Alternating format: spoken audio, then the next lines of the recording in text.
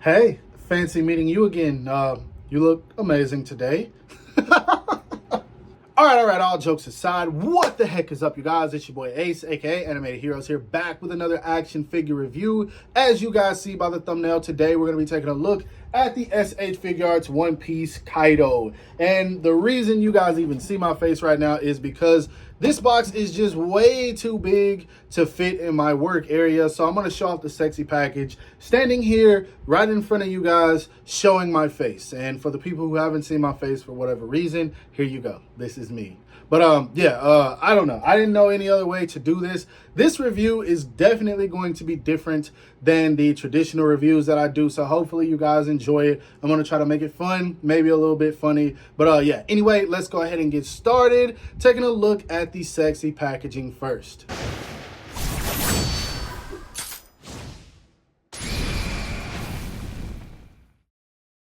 Now, taking a look at the box here, as you guys can see, you got the window where you can see the figure looking really good in there, as well as some of the faceplates and accessories that he comes with. Along the side right here, you've got some images of the figure. Not really much going on top. We got a dope image of him at the bottom, getting ready to swing that big club of his. On the side, we've got this image of him right here, just looking like a conqueror, like for real. And then on this side right here, we've got some more images of the figure looking really dope. And then of course on the back, even more poses you can get him into, as well as the extra Luffy faceplate accessory. Then a bunch of stuff down here that surprisingly I can read. They translated both of these into Japanese and English, which is kind of weird. But I did import this figure. If you guys don't know, I got this from the homie 86 Reviews. Go check him out. Big shout out to 86 for hooking your boy up with this, man. This big fat ass box. Thank you again. I know shipping was crazy, so I truly appreciate you sending me this. Now anyway, let's go ahead and put this guy back, or bust this box open and see if I can put this guy back to fit in my my little display area for reviews, and we'll go from there. Let's see how this turns out. So I'm sure that this comes as no surprise to you, but this Kaido figure is big as hell. Like, I got him standing back right now, very far back from my camera. And like literally, once I do the size comparisons, you guys will see. But this figure is loaded with all kinds of crazy paint and detail. And I'm going to go ahead and reveal the biggest pain in the ass about this figure right now. It's not the figure itself, but once you take this guy out of the packaging, he has some plastic wrapped around these little chains right here. And oh my God, I'm going to tell y'all right now, get your sharpest pair of scissors and prepare to be cutting. It took me like 10 minutes to get the plastic off of there. Now, whether that means I'm incompetent, who knows? But oh my God, it was a pain in the ass. But anyway, back to the figure itself.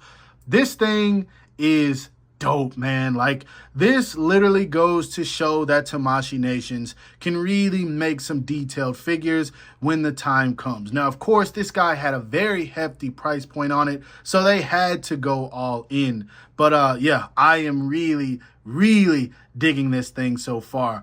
But let's go ahead and take a closer look at him so we can examine some of the details. Now, taking a closer look at this beast of a figure, I gotta be honest, man, SH Figuarts, the more I look at this, the more I really enjoy this thing, man. As you can see, he's got that menacing look on his face, that big, monstrous, I was about to say Kang, but I am Kaido look, man. This dude, he's one of the biggest scumbags in all of One Piece, but as a villain, that's what makes him good, because you strongly dislike this guy, especially by the end of the arc. But this is the neutral face that comes right out of the packaging with the teeth gritted. As you can see, there's a bunch of sculpt work and detail along the scaling and everything. This is his half man, half beast form. I will say the whiskers on this guy were a bit of a pain in the ass to put on, but they do rotate a little bit. I don't think this one's all the way in. Honestly, both of these probably aren't all the way in. So if they do end up popping off, you guys know why. The hair is very windswept. It's got a bunch of like flakiness to it. Not flakiness, I don't know how to explain it. Like these pieces right here, I don't know what you would want to call these, but again, it does look windswept, and that's really good. And then I do like the body here. There is a bunch of sculpted muscles on this guy. Like, he looks hella freaking toned, man. Like, my guy looks like he's on swole, and he is. I mean, he's a big dude. The muscle definition does carry all along the arms as well, even though they're just this one flat blue color and not like the rest that does have this lighter blue here. Obviously, that's going to be accurate to Oda's artwork. There is some shading along the muscled stomach, but not so much on the arms. It definitely could have utilized some shading on the arms. I wish they would have added that, but oh well. The scar looks very nice as well. A bunch of details in that. It actually looks like it's a separate piece, like it's kind of plugged off in there, and maybe they did that on purpose just to show how deep the scar is.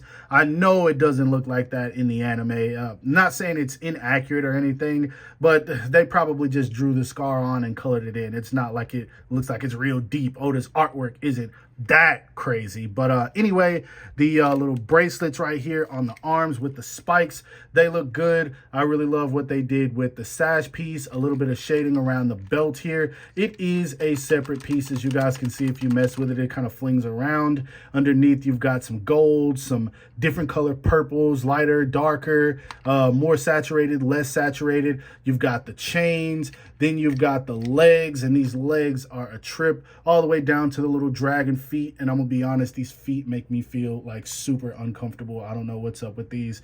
They look like a Komodo dragon or something, and I hate those things. I'm not afraid of them, they just are weird. But yeah, even the toes have articulation, so that's what the separation is for. But seriously, man, from front to back, the detail with this figure is just like stupid crazy. It's really, really good. The only thing I can say that they could have done to make this figure any better is just to add more shading. Instead of just on the skin tone part, it would have been good to see it along the blues, the pants, and then all the way down to the feet. But overall, man, just a very, very good looking figure. Now let's see how tall this guy stands. Now, when it comes to the height on this guy, it's a given that he is extremely tall. But in case you don't know, to the top of his head, he is right at about 11.5 inches to the top of his tallest horn. It's looking like about 10.5 to the top of his head. And in a 6-inch line, that just goes to show that it's a big figure. And what's crazy is this still isn't the accurate size. If he was the accurate size of the anime version of himself, this figure would be even bigger than it already is. But of course, we'll do some size comparisons a little bit later so you can see how he stacks up to some of the One Piece line, as well as some other figures that I dragged out just for the heck of it. Now, doing the articulation on this guy, I'm going to be honest, I will probably hit the camera a couple of times, so just be prepared for that, because this guy is very difficult to fit into my workspace. Anyway, when it comes to looking up, he actually looks up very well, but be careful because these faceplates will come off when you're messing with the heads and everything. They do go on very easy, so you don't have to worry about that, but they do also come off like I showcased. The beard, I think, is on a ball peg here. That's what it looks like. But either way, I'm glad that it moves around. Therefore, it kind of helps with those looking down poses, but then if you move it too much, as you can see, it's just going to pop off, so that's to be expected. He does get very little tilt and turn because of the hair. It kind of just rocks back in place, and then when you're moving the head around too much, those whiskers start to come off. Honestly, I'm just going to take these off so they get out of the way. They are very annoying to deal with, putting on especially.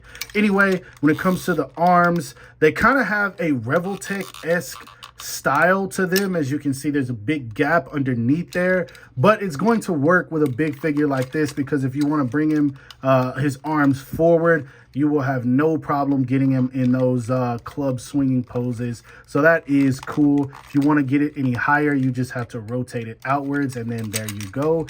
He does have a bicep swivel, double jointed elbows, but because of how muscular he is, like, you're not really going to get the arms to come in too far, and then you will have to kind of rotate this piece to hide that big joint underneath there. So that part kind of sucks, but I don't really know any other way they could have designed that. Anyway, the hands are on a a ball peg, very, very big ball peg, and you can move them around very well. Right out of the packaging, it does feel extremely stiff. So just be wary of that. And also I have that same issue with the feet. So yeah, once we get to that part, you guys will see it. Anyway, when it comes to the ab crunch here, you don't really get a whole lot. You get more going backwards than forwards. And most of it's going to come out of the waist, not so much the diaphragm. The diaphragm does move around, but not much. And that's what happens once you start moving too much. Pieces start popping off of this guy. So yeah, I wouldn't even utilize the diaphragm if I was you guys. Even really turning and everything, it doesn't work very well. And sorry if I keep going off camera. I'm really trying to fit all of this on here. It's just this figure is freaking ginormous. But anyway, he does the splits very well, actually, more than I would have thought. He kicks forward about that much, but that bend, that foot, bro, like, I don't know, that foot is weird. Anyway, more pieces falling off.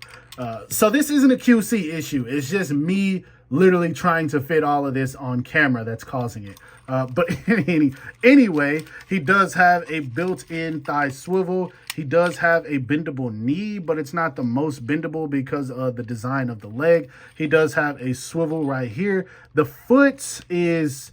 So this is what I meant when I said it was stiff. It does go up. It does go down. He does get really good ankle rocker. That's definitely the best part of it. But in terms of moving the foot up and down, you're not going to get a whole lot out of that. It's going to come out of the way that you position the leg. And then anyway, the toes are, oh, it feels weird like touching them. But they are articulationable. What, did I just make up a word? They do articulate. It's so weird, bro. Like these toes are like making me super uncomfortable.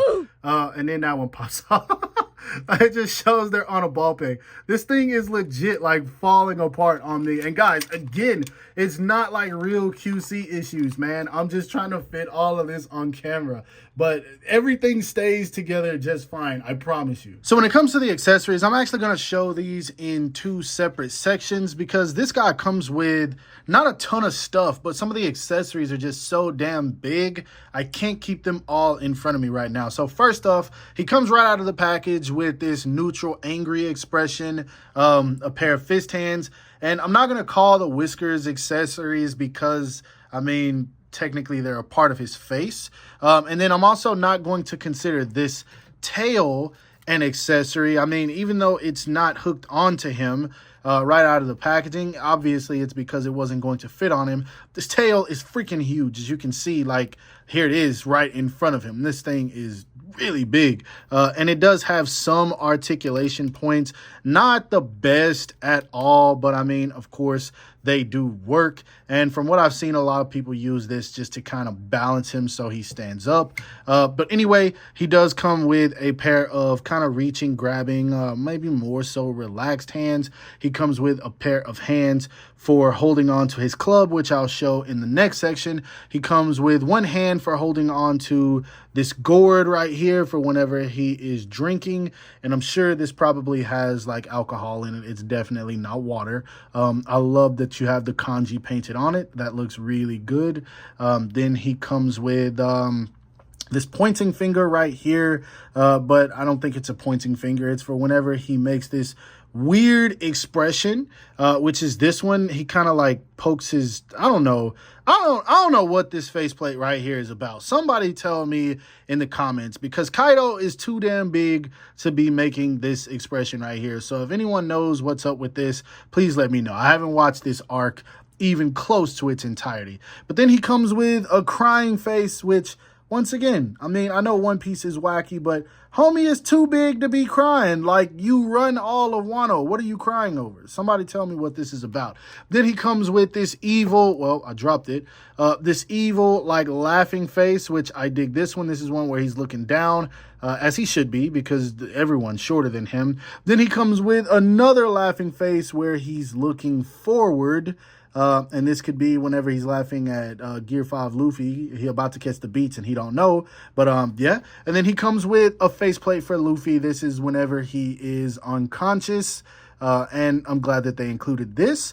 But next, let's take a look at the other accessories. Now, for the second bunch, it's just a few things. He does come with his club, which is huge. As you can see, we have it standing right next to him. Here is a kind of like a stand piece that I'm guessing you use to hold the club in place whenever you pose him utilizing it. Again, this thing is really freaking big. And if you want to insert it in his hand, you just take off this bottom piece right here. And then, of course, you can just plug that back in there like so after you've got him all posed up. Now, another thing that he comes with is something that's going to make this figure pretty dang top heavy. It's something that's kind of common in the One Piece verse. He comes with this big ass cape. Let's put this guy back real quick so I can show it to you. He comes with this huge cape that is actually sectioned off into 4 pieces for articulation purposes. You've got the top piece right here that pegs in the back. You got the 2 sides, and then you've got the middle. To be honest, I would just kind of sit this on his back. I would never really pose it blowing just because, again, it's going to make this guy really top heavy. Now, granted, you could probably use the tail to keep him in place, but still, man, this thing is huge. But yeah, tons and tons and tons of accessories. Now, in case you guys thought I was playing when I said this figure is ginormous, here he is standing next to some of the One Piece line. We have him standing next to the SH Figuarts Monkey D. Luffy, who barely stands up to his waist. Again, he's still supposed to be much taller than Luffy. We also have him standing next to the SH Figuarts Yamato, his daughter or son, whatever you guys want to call him. I ain't arguing with nobody in the comments. And then we also have him standing next to the SH Figuarts Sanji. He's towering over all of them. Here he is standing next to a couple of the Figma JJK figures. We have him standing next to the Figma Yuta Okotsu, who I just reviewed. Go check that out. We also have him standing next to the Figma Satoru Gojo and then the Figma Yuji Itadori. As you can see, again, he's towering over all of them. And lastly, for some extras, here he is standing next to a Marvel Legends Amazing Fantasy Spider-Man, an SH Figuarts Venom Let There Be Carnage Carnage, and then a Jax Pacific movie Supersonic. Now, I don't know if you guys remember this or not, but when the One Piece line was first re-serialized, I remember saying to myself, there is no way we're going to get characters like Kaido, Big Mom, Gecko Moria, and some of the just absurdly large characters in One Piece. Pacifista, you guys know what I'm saying. And then by the time we got to the 5th figure, they proved me wrong. Now, when they announced we were going to be getting Kaido, I already knew that the price point was going to be outrageous. And so I told myself, there's absolutely no way this figure is going to sell. And then it did. This figure proved me wrong, not once, but twice. And it really goes to show that people are serious about collecting the One Piece line. And thankfully, this figure delivers, because imagine this guy being $200 and it just being an absolute dud that completely fell apart, that wasn't aesthetically pleasing, that just lacked in accessories and just didn't deliver what people wanted. Now, for me, this figure does absolutely everything. I will be honest, there are some flaws, but I feel like for the most part, they probably couldn't be helped. When it comes to posing this guy around, for the most part, you're not gonna have any issues, but due to some of the design choices, he's just going to naturally fall apart. And one thing I always say is, I'd rather my figures fall apart than break. It can be annoying, but at the end of the day, you can put it back together and then still achieve the pose that you're going for. So I do like what's going on with this figure. They also used hard enough plastic to where he's not extremely flimsy, but I will say after you put the cape on, it does become a pain in the ass to pose this guy around, because the knees will bend and so will the feet. Now, I know I said I don't like the feet. All jokes aside, the issue I have with them is It's just the fact that it is kind of annoying to get this guy to stand sometimes. You really have to mess around with articulating them. And then again, after you put that cape on, it just doubles the difficulty of doing so. So that's nothing they really could help. I think maybe this stand is to hold on to him. I said it was for the club, but I think it's kind of to keep him standing. And so that's why I have it placed here, to be honest. I don't even think it's holding him up because I have him standing tall instead of with his knees bent or whatever. But as you can see, he stands fine. For the most part, this figure works the way that I think it should. And I do think he's definitely worth the money. Do I think it's too expensive? Nah, not really, man, because this is a figure that they are not going to be able to remake. This is a mold that will never be reused again. Like, they can't remake this character doing anything else, or they can't reuse this body to make any other characters. Every One Piece character has their own unique design. All of them are different. All of them are crazy. All of them have something different going on. And so, yeah, I think that this figure's price is definitely justifiable. Would I buy it again? Hell yes, I definitely would, because he's worth the money. But overall, this review was crazy, man. I had to film so many things in different orders, and then I had to go back and make sure I covered all of my bases. I hope that I got everything together for you guys, and I hope that you guys can enjoy this crazy all over the place review. And if so, don't forget to give it a thumbs up. If you didn't like the review, give it a thumbs up just because of the fact that I put effort into reviewing it. I would greatly appreciate that. Also, make sure to subscribe to the channel if you haven't already. Hit that bell icon to be notified whenever I upload new content. And then last but not least, follow me on everything you see listed in the description below to keep up with my activity outside of YouTube. Hope you guys have a great rest of your day. Stay safe wherever you are, and bye.